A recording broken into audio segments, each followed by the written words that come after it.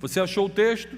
1 Tessalonicenses 4, a partir do versículo 1, diz assim: finalmente, irmãos, pedimos a vocês e os exortamos no Senhor Jesus que, assim como aprenderam de nós a maneira como devem viver e agradar a Deus, e efetivamente o estão fazendo, vocês continuem progredindo cada vez mais, porque vocês sabem quantas instruções demos a vocês da parte do Senhor Jesus.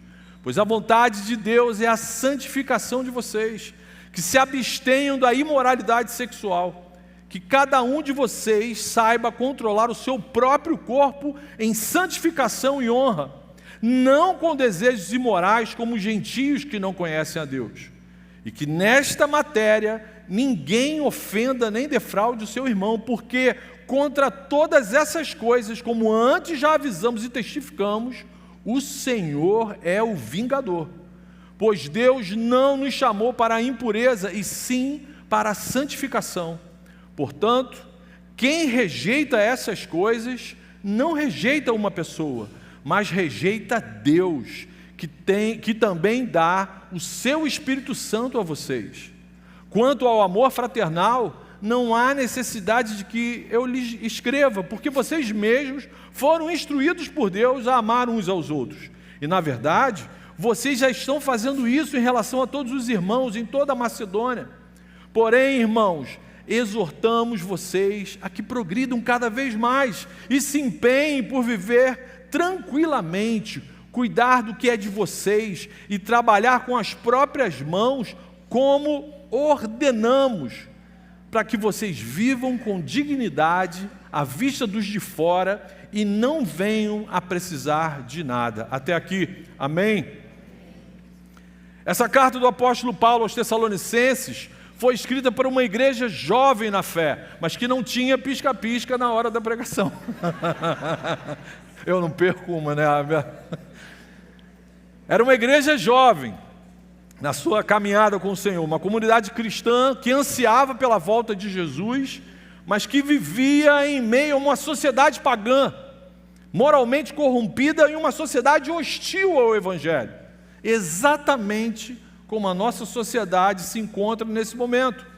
Atualmente a sociedade brasileira é extremamente mística, pagã, moralmente corrompida e hostil ao verdadeiro Evangelho. Ela é simpática somente ao evangelho da porta larga, mas hostil, totalmente odiosa à pregação do evangelho verdadeiro, o evangelho do caminho estreito. O propósito principal do apóstolo Paulo ao escrever essa carta era encorajar aqueles irmãos em Cristo a permanecerem firmes na fé e continuarem crescendo naquilo que eles já faziam de glorioso e de correto para o nosso Senhor, crescendo em santidade, enquanto aguardavam a volta do nosso Senhor. Ou seja, o conteúdo dessa carta se aplica perfeitamente à realidade que vivemos hoje aqui no Brasil. Com certeza Jesus deseja que cada um aqui nesse auditório amadureça na fé, cresça em santidade, tenha uma vida separada para Ele e a serviço dEle, como ouvimos na semana passada, até a sua volta. Mas aqui no capítulo 4, depois de celebrar e elogiar a fé daquela jovem igreja, o apóstolo Paulo passa por uma argumentação, ele para com a argumentação teórica e começa a fazer uma exposição totalmente prática, como é o Evangelho. Paulo mostra como o Evangelho de Cristo é prático e como ele deve moldar a nossa vida diária, o nosso cotidiano, nossas ações que acontecem ordinariamente no nosso dia a dia. O tema central dos versículos que nós lemos é simples. A vida cristã não consiste apenas em crer corretamente, mas sim viver corretamente, de tal maneira que tudo no nosso dia a dia agrade a Jesus. Amém? Não basta só a gente crer de forma correta, que é importante você acreditar de forma correta, ter um entendimento correto da sua fé, mas é fundamental viver, colocar a fé cristã em prática de forma correta, de tal maneira que tudo no nosso dia a dia, tudo seja agradável ao nosso Senhor. Paulo afirma isso no versículo 1, finalmente, irmãos, pedimos a vocês e os exortamos no Senhor Jesus que, assim como aprenderam de nós a maneira como devem viver. E efetivamente estão fazendo. Paulo fala, ó, vocês aprenderam e estão fazendo, mas ó, eu quero que vocês continuem progredindo. Observe que Paulo não está falando que a gente precisa fazer algo para obter a salvação, não é isso. Pois o cristão não vive para conquistar o merecimento do amor de Deus. O cristão deve viver buscando obediência porque já foi alcançado pela graça de Deus e quer expressar sua gratidão a esse amor, a essa graça, vivendo de uma forma que também se transforme em louvor, em adoração ao nosso Deus. Paulo inicia o capítulo reconhecendo que aquela comunidade estava mandando muito bem na caminhada da fé, mas ainda assim ele os exorta nessa busca por uma vida santa, numa vida de absoluto louvor a Jesus. A teologia chama essa busca por obediência de santificação.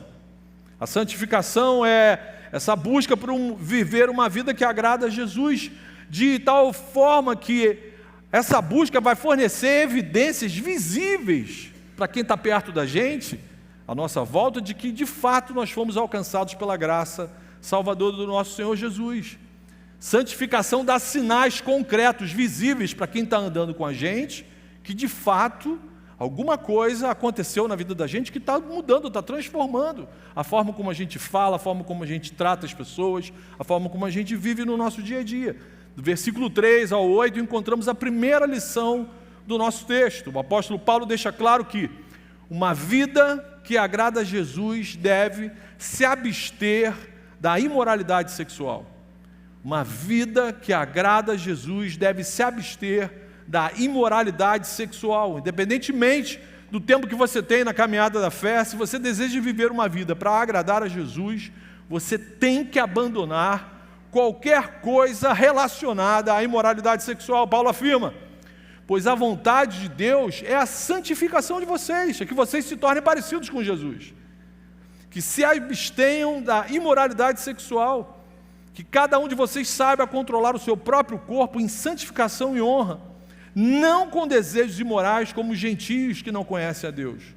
O primeiro passo que eu e você devemos dar para construirmos um relacionamento saudável com Jesus é nos afastarmos radicalmente de qualquer forma de imoralidade sexual. Mas Marcão, o que é imoralidade sexual? A palavra original utilizada pelo apóstolo, que foi traduzida para o português como imoralidade sexual, se chama porneia. Paulo fala, você tem que se abster de toda porneia. Porneia, no sentido original, abrange qualquer parada relacionada à nossa sexualidade, fora dos limites estabelecidos por Deus no casamento entre um homem com uma mulher. Isso inclui relações sexuais antes do casamento, relações sexuais seja com os namorados, seja com uma prostituta, seja com um amante. Quem se expõe e consome pornografia está praticando imoralidade sexual, pois está enchendo a sua mente, o seu coração de porneia, de impureza. Isso não glorifica a Deus, isso não agrada a Jesus. Quem produz pornografia também está pecando. Quem faz nude, envia foto da sua genitália para outra pessoa, está praticando imoralidade sexual. Mesmo que seja oficialmente o seu cônjuge, você está correndo um perigo tremendo. Você consegue conceber alguém que, se dizendo cristão, quer agradar a Deus, quer glorificar a Deus, aí tira uma foto da sua genitália e manda para uma outra pessoa? Mesmo que você faça isso para o seu cônjuge, cuidado com essa parada de enviar fotos íntimas pelo celular, pelo amor de Deus. O inimigo domina a internet, provavelmente domina o seu celular também. Sua foto íntima pode acabar aparecendo no grupo de WhatsApp da escola dos seus filhos, no grupo da família, ou no grupo do condomínio. Aconteceu isso aqui no condomínio onde eu moro. Numa época terrível, onde você enviava mensagem pelo WhatsApp e ela não apagava mais. Não tinha mais esse negócio de visualização única, ainda não existia isso. Você enviava mensagem, se desse um tempo e você não removesse aquilo, ninguém mais apagava aquela parada. E era um final de ano, era dezembro, e uma vizinha empolgada, enviou a foto da sua perestroika para o seu marido, falando: seu presente de Natal já está pronto. E isso no grupo do condomínio. Mais de 200 famílias tiveram acesso ao presente de Natal do nosso vizinho. Eles mudaram, acho que de planeta. Eles saíram daqui. Que situação constrangedora, meus irmãos. Eu fiquei com dó do coitado. Ele gravando mensagens de áudio, parava no meio. Gente, foi por engano. É óbvio que foi por engano. Que tristeza. Quem avisa, amigo é, não registre essas coisas no seu celular. Guarde na sua mente, no seu coração. Mostre o presente ao vivo para o seu marido. Mas o inimigo tem mais conhecimento do seu celular que você mesmo. E outra coisa que sem dúvida também é imoralidade sexual é olhar outra pessoa com desejo lascivo. Versículo 6, e que nessa matéria, ou seja, da nossa sexualidade, ninguém ofenda nem defraude o seu irmão. Queridos, uma coisa é você olhar e constatar a beleza de alguém. Deus nos deu a capacidade de apreciar, de constatar e reconhecer o que é bonito, o que é belo, seja homem ou seja uma mulher. Mas outra coisa completamente diferente é você defraudar, é você deflorar alguém com o seu olhar, com a forma como você está olhando para essa pessoa. Se você é cristão e deseja viver uma vida que agrada a Jesus, faça como seu irmão Jó, capítulo 31, versículo 1, fez um pacto com os meus olhos de não olhar com intenção impura para as minhas irmãs. Amém? Faça um pacto com os seus olhos. Da mesma forma, usar uma roupa com a intenção de suscitar olhares libidinosos das outras pessoas também é um ato de imoralidade sexual. Paulo nos adverte que nessa matéria ninguém deve ofender nem defraudar o outro irmão. Meus irmãos, santificação é uma questão de amor. Se eu amo Jesus de verdade, eu vou fazer de tudo para ter cuidado no meu relacionamento com o meu Senhor e no meu cuidado com o meu relacionamento com os meus irmãos.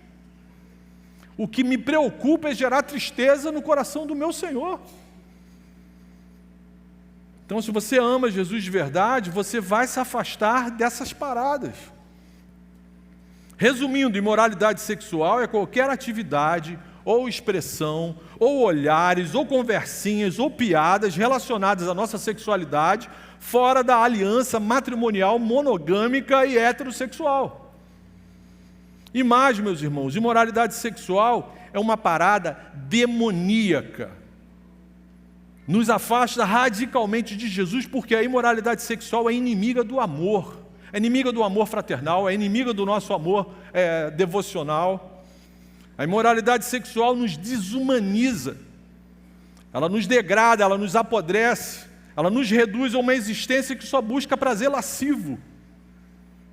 É justamente a imoralidade sexual que fomenta o tráfico de adultos e crianças para serem explorados como escravos da porneia. Então um cristão não pode ter parte com isso de forma alguma. É exatamente por isso que uma vida que agrada a Jesus tem que se abster da imoralidade sexual. Pois a vontade de Deus é a santificação de vocês. Não tem como ficar parecido com Jesus participando, flertando, tendo experiências nesse ambiente, não tem como. A cultura daquela sociedade em Tessalônica, onde aquela igreja cristã estava inserida, considerava muitas coisas do que eu falei aqui nessa lista absolutamente coisas normais. Assim como a nossa cultura atual. Se eu estivesse falando essa lista num auditório de DCE de uma universidade dessas aí, as pessoas iam rir de mim, provavelmente eu não ia nem terminar de falar a lista depois de levar a pedrada. Mas Paulo não pergunta para os seus irmãos o que a cultura da sua época aprovava. O que interessava para Paulo era somente o que Deus aprova, o que agrada a Jesus. E você que se diz cristão, membro da Igreja Oceânica, a sua preocupação real hoje é saber e praticar só o que agrada a Jesus? Ou dependendo do que a cultura aprova, você acha que está maneiro? Não, todo mundo faz isso. Recentemente eu ouvi de um pai cristão tentando minimizar ou justificar o pecado da imoralidade sexual praticado por seu filho, que esse pai alegou que o que o filho estava fazendo, todo mundo faz isso hoje. Amigo, se eu sou crente, se você é crente, se o seu filho é crente, ele não é mais todo mundo, amém? Ele não é mais todo mundo, a sua identidade, a sua vida agora pertence ao Senhor. Se nós fomos alcançados pela graça da salvação, como continuar vivendo como se nós ainda estivéssemos na escuridão? Como que eu vou achar normal, plausível, fazer algo, praticar algo, que a Bíblia, de forma clara, está dizendo que isso é uma abominação contra o seu Senhor, e falar, mas todo mundo faz. Paulo continua explicando o óbvio aqui, versículo 4, que cada um de vocês saiba controlar o seu próprio corpo em santificação e honra, não com desejos imorais, como os não crentes que não conhecem a Deus fazem. Irmãos, o texto sagrado nos ensina de uma forma clara como o sol, que o cristão deve aprender a controlar o seu próprio corpo. Nós não somos bichos, não sei se você já tem ciência disso, não acredite no que o seu professor de biologia falou nas academias, mas eu não sou bicho, eu não sou descendente de algum primata, eu sou a imagem e semelhança de um Deus vivo. Eu não sou mais escravo de uma programação bioquímica que faz com que os animais passem pelo cio. Um ser humano não passa por um cio. Um cristão não pode ser escravo dos seus hormônios. E principalmente, um ser humano convertido a Cristo não é mais escravo do pecado. Irmãos, nossa sexualidade foi criada por Deus e é para ser plenamente vivida num ambiente matrimonial entre marido e esposa. Pastor Felipe deixou isso bem claro na semana passada. Eu soube até que agora tem fã-clube do Felipe. Glória a Deus pela vida do Felipe. O problema surge quando nós usamos a nossa sexualidade em rebelião com o propósito estabelecido pelo Criador. E aí, para os rebeldes e desobedientes, o apóstolo Paulo faz uma advertência assustadora. Versículo 6. E que nessa matéria da sexualidade ninguém ofenda nem defraude o seu irmão. Por quê?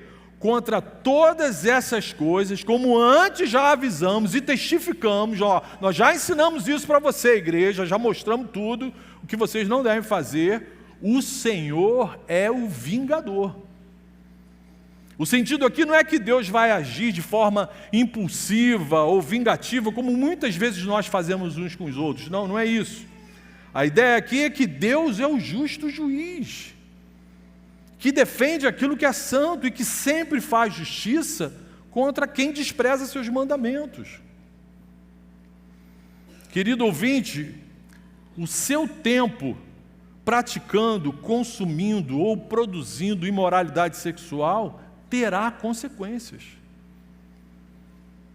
O adultério, a pornografia, o nude que você enviou, a fornicação que você praticou com a sua namorada, terão consequências.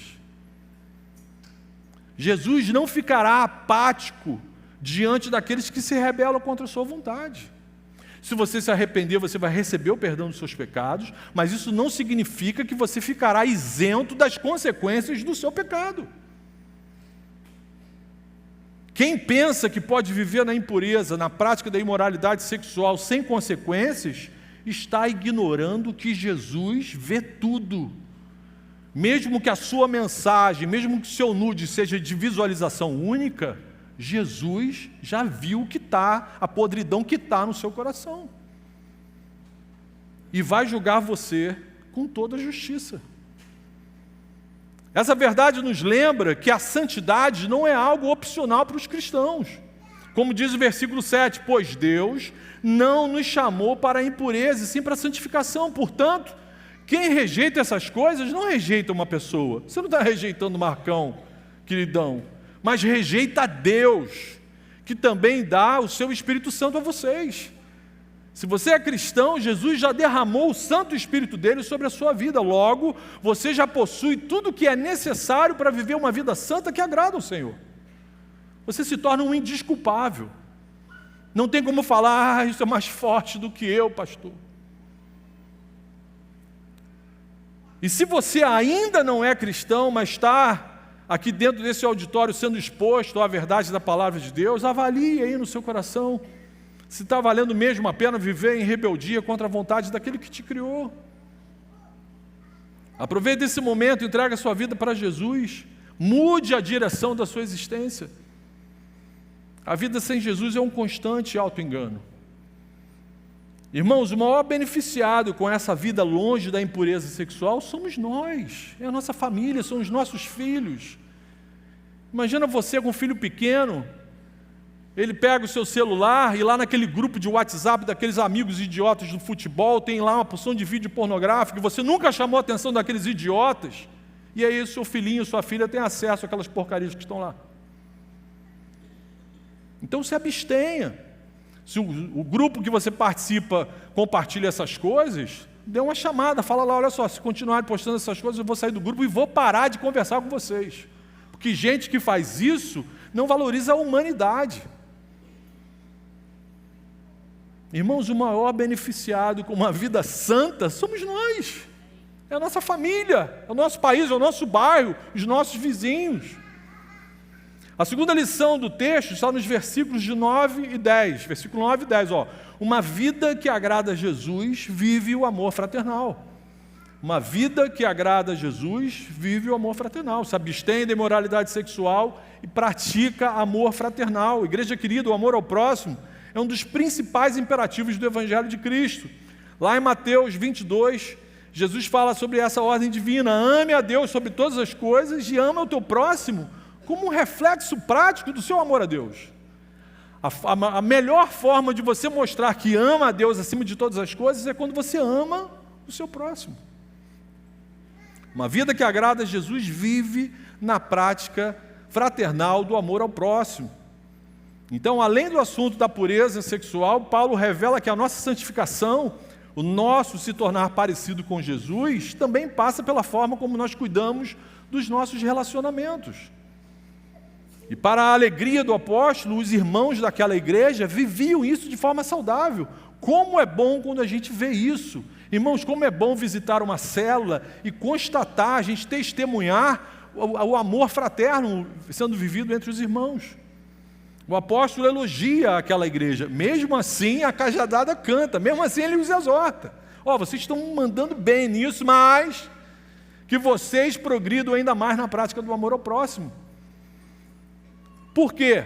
O amor ao próximo é uma dívida que nunca será paga. O amor ao próximo é uma dívida que nunca será paga. Romanos 13, versículo 8. A ninguém devais coisa alguma, a não ser o amor. A única dívida que o reino de Deus aceita que você tenha é a dívida do amor para com o próximo. Você não pode estar devendo mais nada a ninguém. Na vida cristã sempre haverá espaço para mais amor fraternal, mais perdão, mais serviço, mais generosidade, mais paciência, mais compaixão. O amor fraternal é essa disposição prática de buscar, desejar e fazer o bem para o outro, assim como Jesus faz na nossa vida. O nosso Senhor Jesus declarou em João, capítulo 13, versículo 35, que o amor fraternal é a única marca distintiva dos seus discípulos. João 13, 35, nisto todos conhecerão que vocês são meus discípulos, se tiverem amor uns aos outros. Não seremos reconhecidos como discípulos de Jesus porque frequentamos uma igreja. Não seremos reconhecidos como discípulos de Jesus por causa da nossa teologia, mas sim pela prática do amor fraternal de uns com os outros.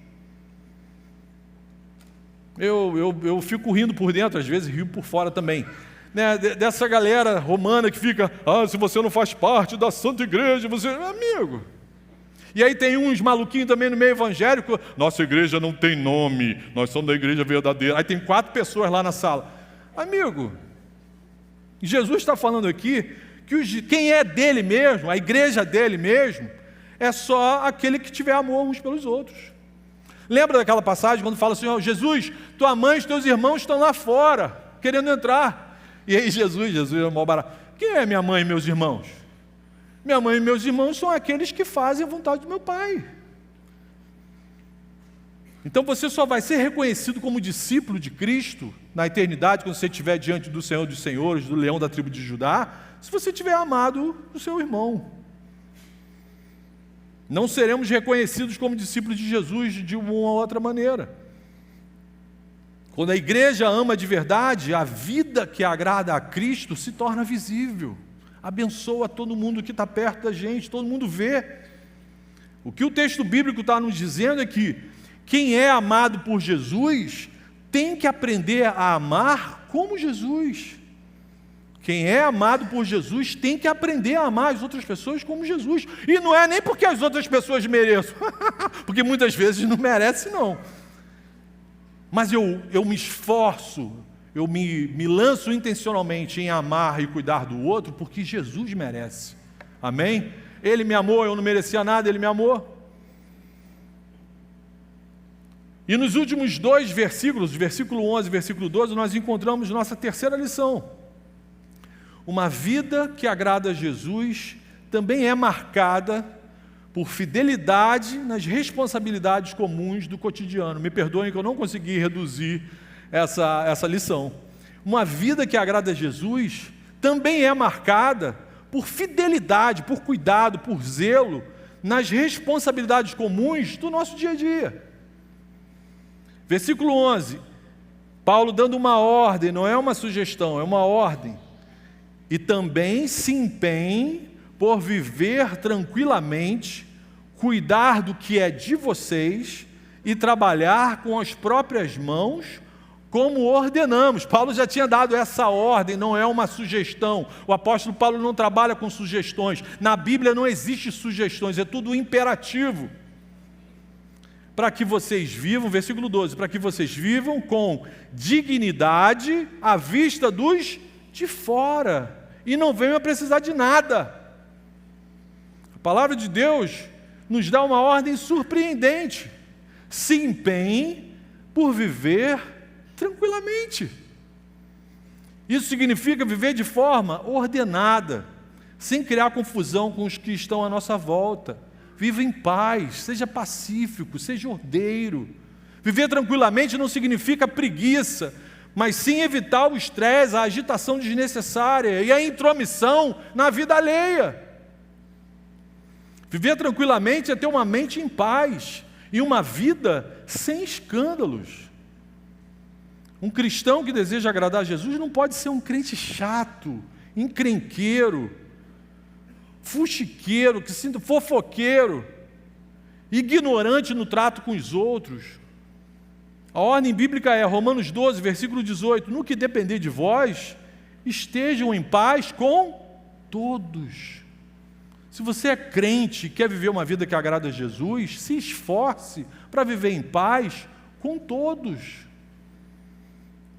A advertência do apóstolo nos indica que alguns cristãos naquela igreja, que a maioria estava mandando super bem, mas tinha uma galerinha ali, sempre tem um joiozinho, né? Sempre tem um cabritinho no meio das ovelhas. Tinha uma galera ali na igreja de Tessalônica que estava negligenciando as suas responsabilidades diárias. Tinha um grupo naquela igreja que aproveitou a notícia: Jesus vai voltar. Se Jesus vai voltar, então não vou mais trabalhar, né? Vou trabalhar para quê? Pagar imposto de renda? Lembra? Não vou mais trabalhar. Aí cruzou o braço, aleluia. E aí Paulo fala: amigo, você passou a viver na vagabundagem por quê? Está encostado no apoio, no sustento da igreja, você está maluco? Paulo não falou assim porque ele não foi criado no Alcântara. Se ele fosse criado no Alcântara, ele ia falar assim: você está maluco? Paulo então ordena: cuide da sua própria vida. Isso não significa indiferença ao próximo, mas sim foque nas suas próprias responsabilidades. Já te dei 3 responsabilidades aqui. Você já se absteve das imoralidades sexuais? Você já ama o seu irmão de forma fraternal, maneira?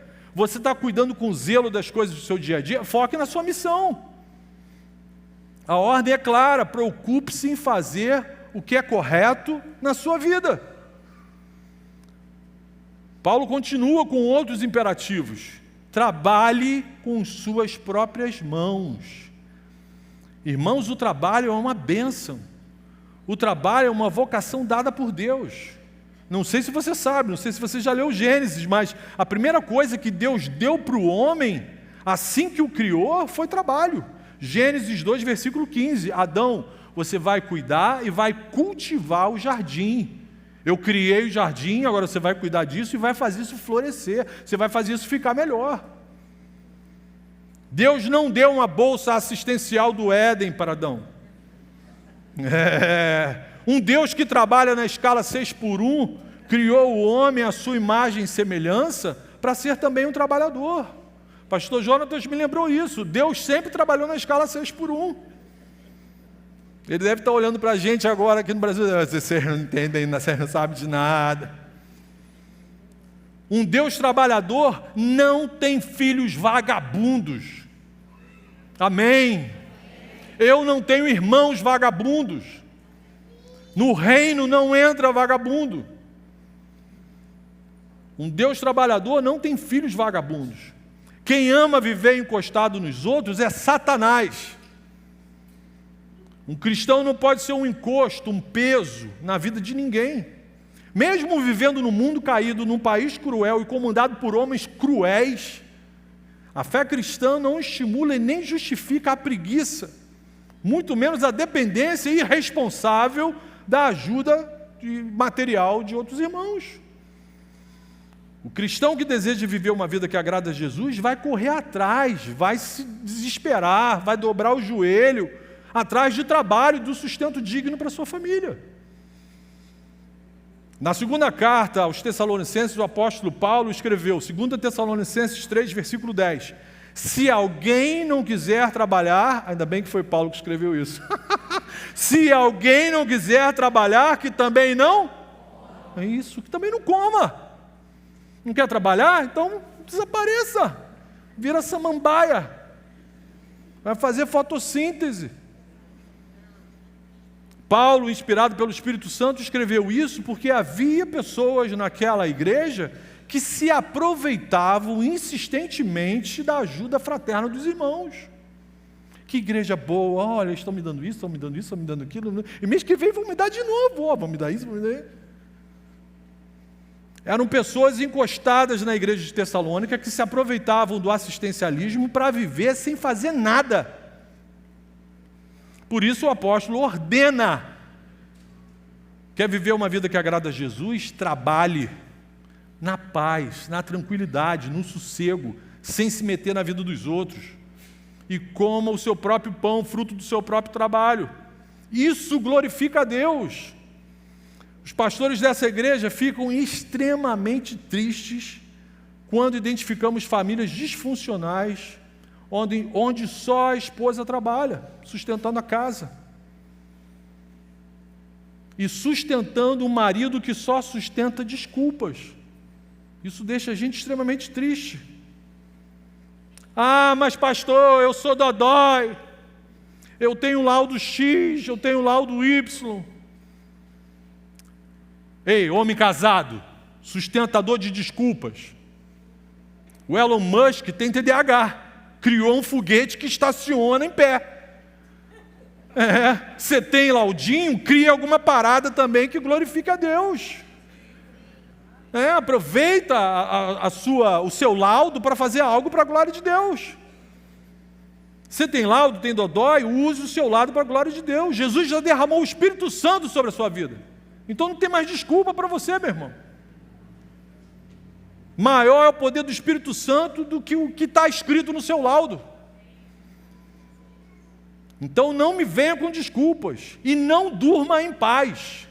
Eu oro para que você tenha pesadelos, para que você não durma em paz. Ora mais pelo pastor Marcão, o bicho aqui está nervoso. Enquanto você não conseguir ser o mantenedor principal da sua família, você não pode dormir em paz, meu irmão. Isso não glorifica a Deus. Isso não abençoa a sua casa. Isso não abençoa os seus filhos. Como que um homem cristão casado pode achar normal não ser o provedor dos bens materiais e espirituais da sua família? Eu reconheço que existem sim doenças que de fato nos deixam incapacitados.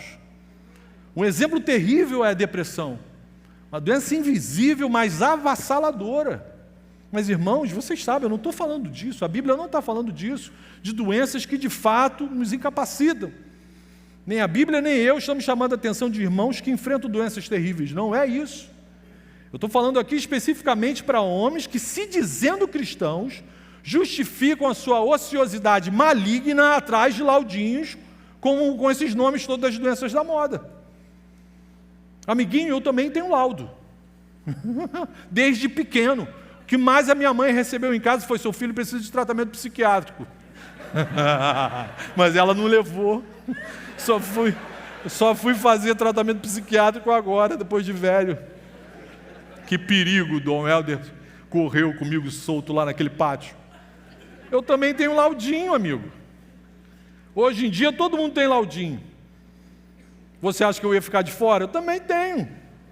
Até porque normal é só aquele que ainda não foi examinado. Tenho certeza que se você marcar consulta nos nossos psiquiatras aqui na igreja, você vai sair do consultório com um laudinho.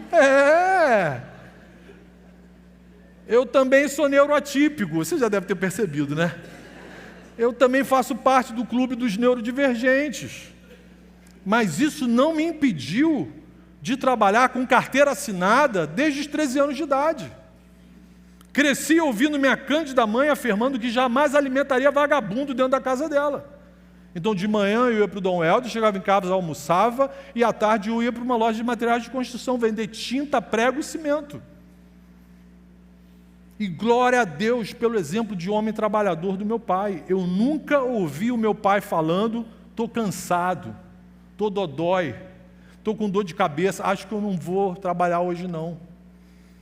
Acho que é por isso que ele está com 99 anos. Um Highlander.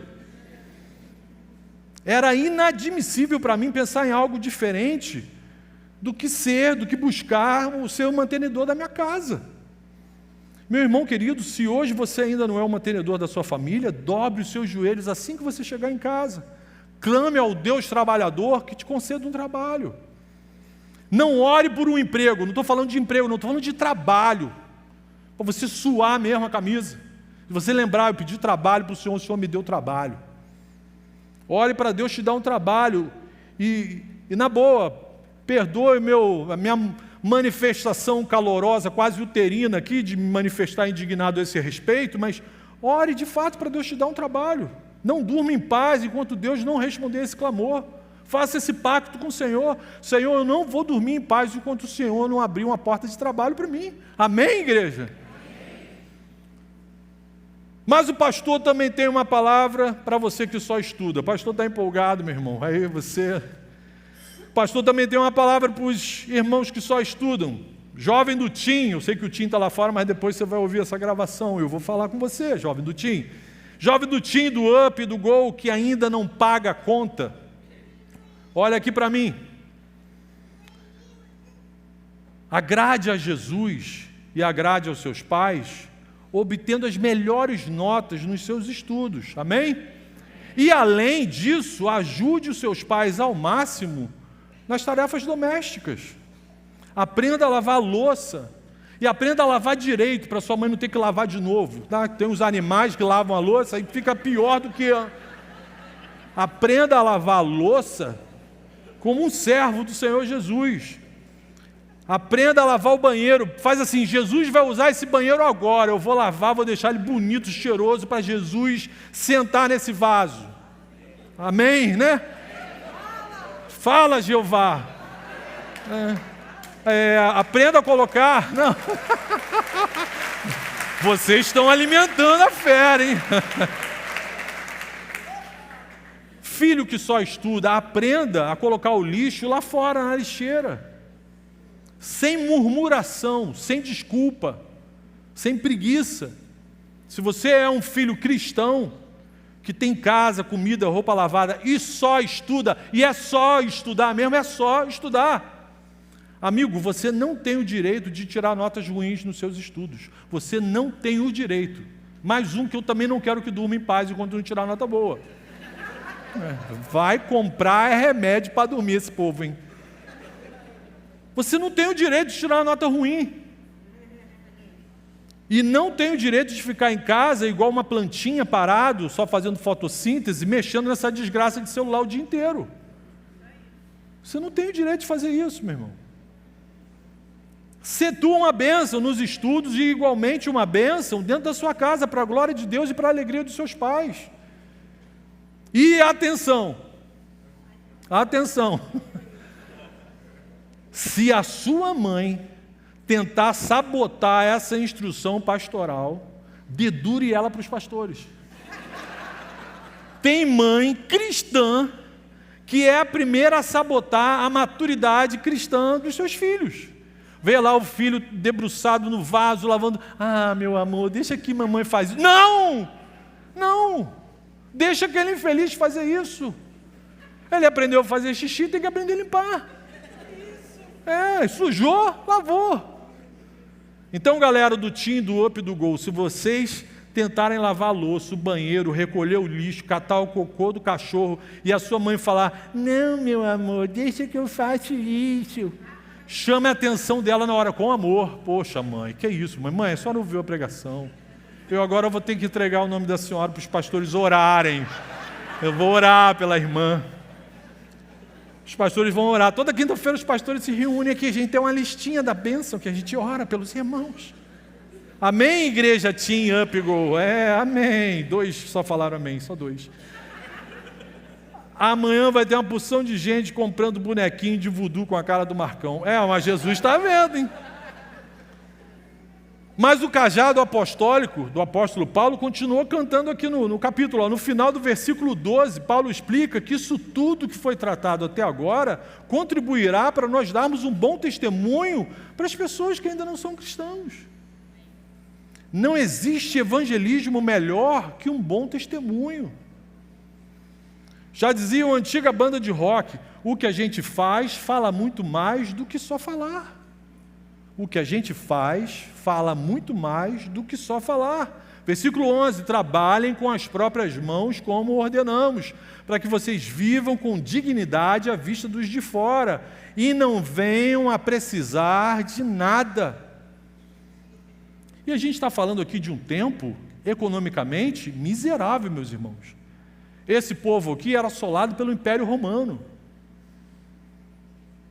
E Paulo está falando aqui, eu quero que vocês trabalhem de forma digna para não precisar de nada de ninguém. O cara não sabia nem se ia ter comida para o dia seguinte, mas o apóstolo está falando isso, porque nós somos servos do Deus trabalhador, do Deus que não deixa faltar nada para a vida da gente. Os incrédulos precisam ver em nós uma vida coerente com a fé que nós professamos. Um cristão com uma vida desorganizada, irresponsável, cheio de dívidas, sempre no veneno, o tempo todo encostado na ajuda de alguém, isso prejudica o testemunho do Evangelho. E torna o evangelismo inócuo e sem efeito.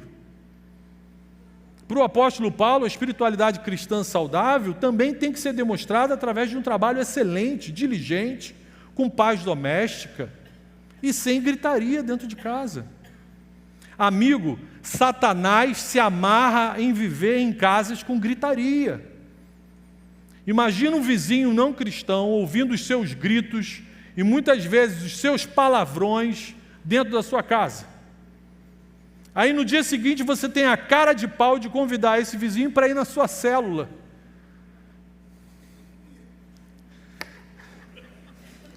Você acredita mesmo que o seu vizinho que ouve as suas gritarias, os seus palavrões, seus soquinhos na parede, suas bateções de porta, você acredita mesmo que esse vizinho vai querer ser crente igual a você?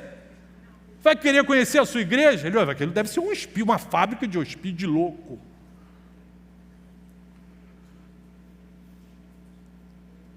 Depois não entende porque o amigo de oração sempre dá uma desculpa para não ir nos eventos da sua célula. Se você é desse tipo de crente que grita, xinga, bate porta constantemente, por favor, nunca diga que você é membro da Oceânica. E por favor, se você só use o adesivo da Igreja Oceânica no seu carro, depois que você redimir o seu testemunho dentro de casa, depois que você converter a sua língua, o seu temperamento. Igreja querida, a vida que agrada a Jesus também tem que ser marcada por fidelidade, na responsabilidade comuns do nosso cotidiano. Jesus tem que ser glorificado tanto no culto de domingo, quanto no trabalho ao longo da semana, no nosso comportamento dentro de casa e no testemunho perante os não cristãos. Lembrando que o apóstolo Paulo escreveu essas palavras para uma igreja que ele mesmo reconheceu que estava mandando super bem. Imagina se essa igreja estivesse pisando na bola. Paulo ia ligar a metralhadora com amor. Depois tem gente que reclama das minhas pregações. Pô, Paulo, vamos resumir tudo aqui com graça e misericórdia, tudo que foi exposto em 3 aplicações práticas. Para você que tem ou não tem laudo, primeira aplicação: vigie sua pureza diariamente. Vigie a sua pureza diariamente. Busque uma vida santa diariamente. Vigie seus olhos. Vigie o que você está vendo, levando para a sua mente, para o seu coração. Não se aproxime daquilo que Deus condena. Não se envolva com aquilo que alimenta a impureza. O maior inimigo do amor não é o ódio, é a impureza. Examine diariamente o que você assiste, o que você lê, o que você consome na internet, o que você compartilha e assiste nos grupos de WhatsApp. Examine com critérios bíblicos os ambientes que você frequenta, as pessoas com quem você anda. O desejo por uma vida que agrada a Jesus começa nessas pequenas escolhas. Se você ama Jesus de verdade, livre-se de qualquer coisa que te distancia de uma vida santa. Jesus falou que é melhor entrar no céu faltando um pedaço da gente do que entrar todo bonitão no quinto dos infernos. E se você está enfrentando alguma luta nessa área para manter uma vida santa, compartilhe isso urgente com o seu discipulador. Liga para ele no particular e fala: cara, eu preciso abrir meu coração com você. No particular, não dá para falar isso no grupo com muita gente. Ou compartilhe isso com os seus pastores. Tem pastor aqui que tem um laudo diferente do meu, você pode procurar. Você pode procurar os outros irmãos. Mas só compartilhe essas lutas nessa área com irmãos mais maduros na fé cristã do que você. Não despreze o seu discipulado, amém, irmãos? Não despreze o seu discipulado. Ter um discipulador é uma bênção de valor imensurável. Aproveite isso enquanto ainda é de graça. Já tem um pastor aí conhecidão aqui de Niterói que começou a cobrar pelo encontro do discipulado e pelos gabinetes. Se essa moda pegar e chegar aqui, eu vou cobrar muito caro de você que subutilizou o discipulado. Vou cobrar com requinte de crueldade gospel.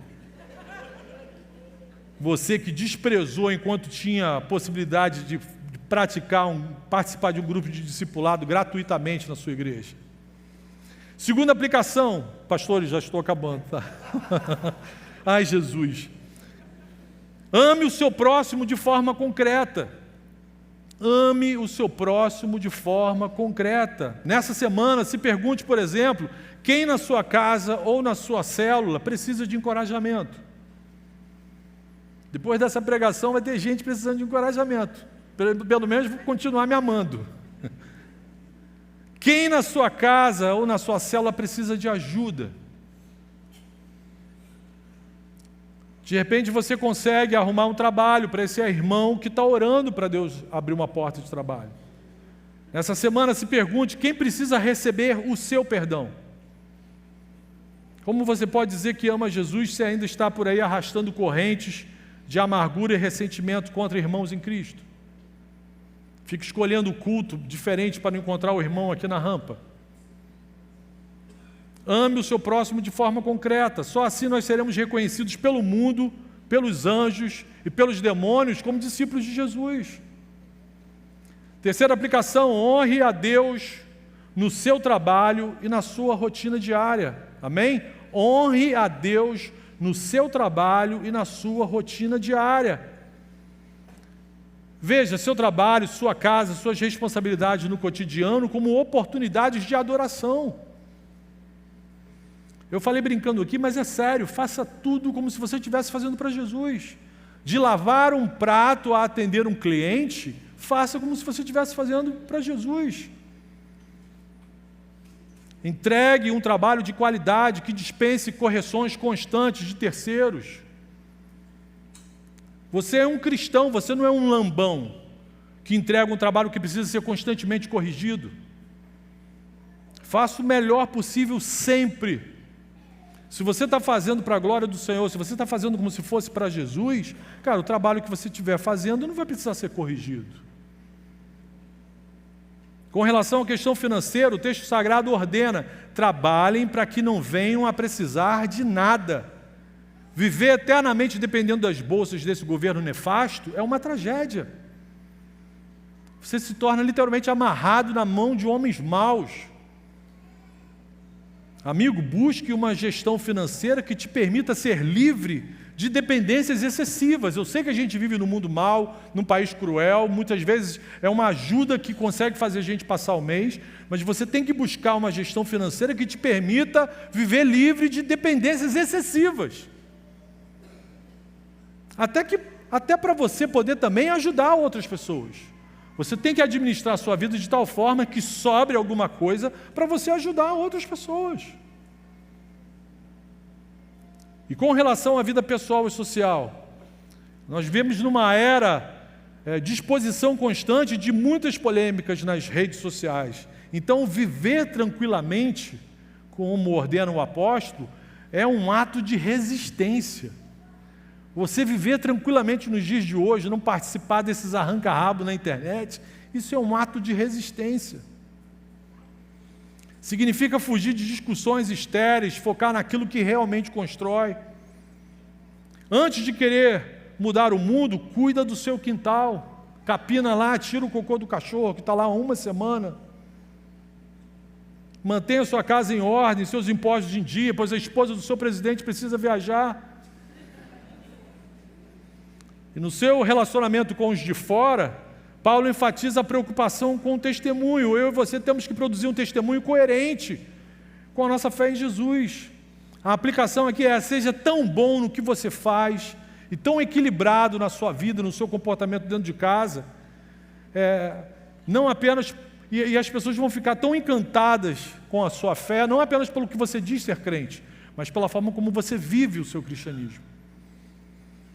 Irmãos queridos, 1 Tessalonicenses 4, de 1 a 12, é uma bênção. A gente aprende aqui o que é uma vida que agrada a Jesus. Uma vida santa na sexualidade, fraterna nos relacionamentos, fiel nas responsabilidades diárias. Que o Espírito Santo nos dê força, capacidade, intenção, desejo de viver assim para a glória do Senhor. Amém? Feche seus olhos, vamos orar. Jesus querido, nós te agradecemos por Tua palavra, Senhor, que nos mostra não apenas o caminho da salvação, mas também o caminho de uma vida que te agrada, Senhor. Reconhecemos que muitas vezes falhamos em nossos pensamentos, nossas palavras, atitudes, por isso nós te pedimos perdão, Senhor. Que Teu Espírito Santo nos ajude a viver em pureza, te honrando com o nosso corpo e com as nossas escolhas. Ensine a gente, Senhor, ensina a Tua igreja a amar um ao outro, de forma prática, sincera e sacrificial, assim como o Senhor nos ama. E conceda-nos, Senhor, também um coração sossegado, para viver em paz, com tranquilidade, cumprindo com fidelidade as responsabilidades que o Senhor mesmo nos confiou. Jesus, livra-nos de uma fé apenas de aparência, Senhor, por favor, que a nossa vida diária reflita a transformação que o Teu Evangelho fez na gente, Senhor. Que ao sairmos daqui possamos Te representar bem em nossa casa, no nosso trabalho, na nossa célula, em todos os lugares onde o Senhor nos levar. E quando o Senhor voltar, Jesus, aleluia, que sejamos encontrados vivendo de maneira digna do chamado que recebemos do Senhor. Queremos viver assim para a Tua glória, Senhor, em nome de Jesus. Amém. Amém, irmãos.